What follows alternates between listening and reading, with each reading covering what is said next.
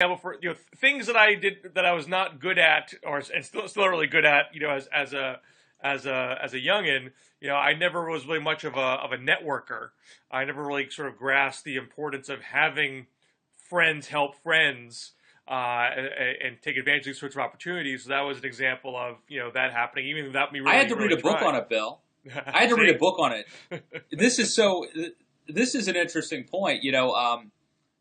I guess some people grow up in families that just like understand the concept of networking intuitively, right? This person or Uncle Bob's going to help me get an internship at the bank this week. Like my family had none of that. Like the whole concept was foreign to me. well, And when I you're first the got, son, you're the son of a prison guard. I'm the son of two scientists. These are both professions that where social interaction probably is not not paramount. yeah, no, and I'm going to tell a story in a little bit that puts the whole prison guard thing uh, in different perspective. I just learned something this morning that blew me away. Um, but back to the networking thing, it just was foreign concept. It just didn't happen. Just not like it. Just I think some people just naturally like intuitively grow up in that environment. No concept of it whatsoever. It was incredibly foreign to me. And when I first started working at the Leadership Institute, somebody had me read this book. It's by a guy named Harvey Mackay, and it's called Dig Your Well Before You're Thirsty.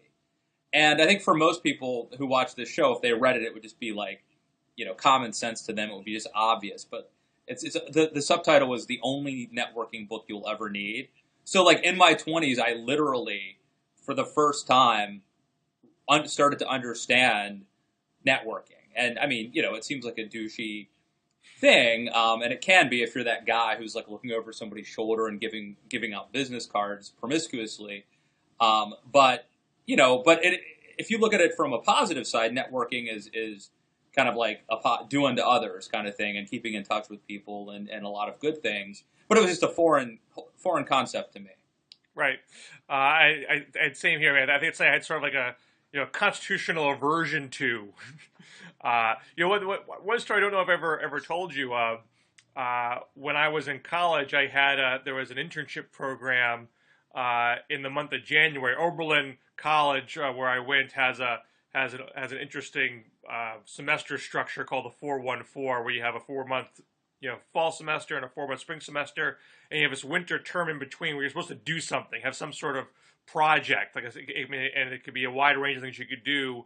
It doesn't. I mean, traditional internship's not usually one of those things. Actually, often it might be like a singular paper or art project or something.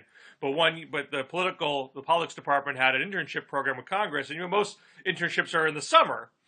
The January internship is less common, and it's quieter time in Washington. But I got an internship in I won't say which person's office, but a fairly prominent Democrat's office, and as someone who was complete social incompetent, never set foot in D.C., had no idea how it really worked, and this is a time when the legislation, it's January, so not much going on legislatively.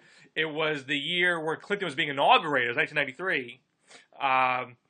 And the only thing that was really going on in the office was people trying to get MTV inaugural ball tickets. And, and I was horrified. I was like, oh my God, this is just an extension of high school. What, all my fantasies of what Washington, D.C. would be like are being completely shattered in front of my eyes. And I just didn't get it. I didn't get what the point of that kind of, social climbing would mean, and what relevance would have to people's careers. And I said, I'm not gonna come back here. This place is horrible. And I mean, obviously, lots of aspects of it actually are horrible. But when you get older, you realize, look, some of that just happens in every field, and the more you can, do it in a natural way, the better off you're going to be. But as a young person, I had a really hard, that just did not instinctually compute for me. Yeah. Well, I've also been sort of naturally opposed to